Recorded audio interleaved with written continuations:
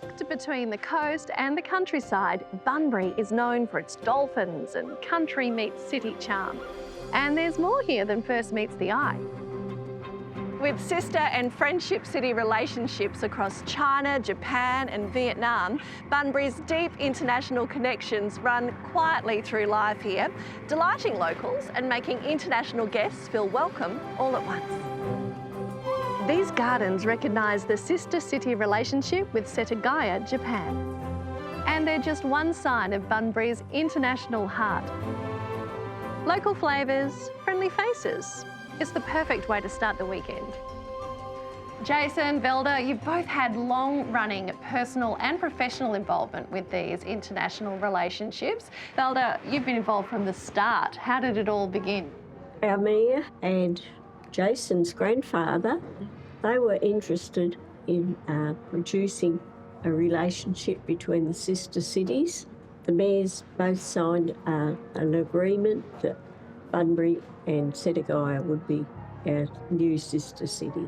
2 years later, 16 students were taken to Setagaya, and through that, a lot of relationships were built up. Jason, you come into the story in a few points. We've already heard about your grandfather. You joined one of the delegations of students yourself. My grandfather was deputy mayor at the time, as Velda touched on, but I was lucky enough to be one of the students in 2003. So certainly got to experience in that firsthand. And I think when we ran the numbers, we've sent about 600 students over there, and obviously vice versa on exchanges. So last year we were able to see the kids who were going over, and when I first met them, when they first got appointed or got chosen, a bunch of shy young kids, and then 6 months later they obviously built as a cohort, go over there, and then hearing a few of them speak when they came back, their development was incredible. So amazing to see that. I'm sure it had an impact on me. I was the youngest, so I was always called a mummy's boy, of course, as you do, but yeah, I grew up from that. Velda was my tour guide, so I remember Velda, and I've had an amazing relationship with Velda ever since. How do you think it's impacted the city of Bunbury? What's life like here because of these international relationships? A lot of the kids have gone the first time they've ever been out of Bunbury.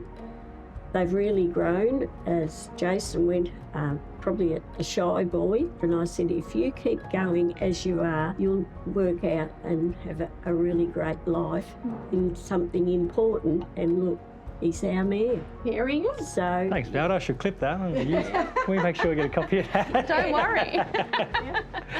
We've had the Runners Club have an exchange where they send over runners for their marathon and vice versa.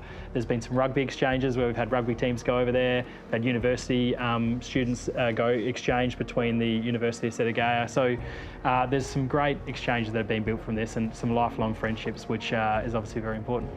There's real community behind these global links, and a lot of fun too.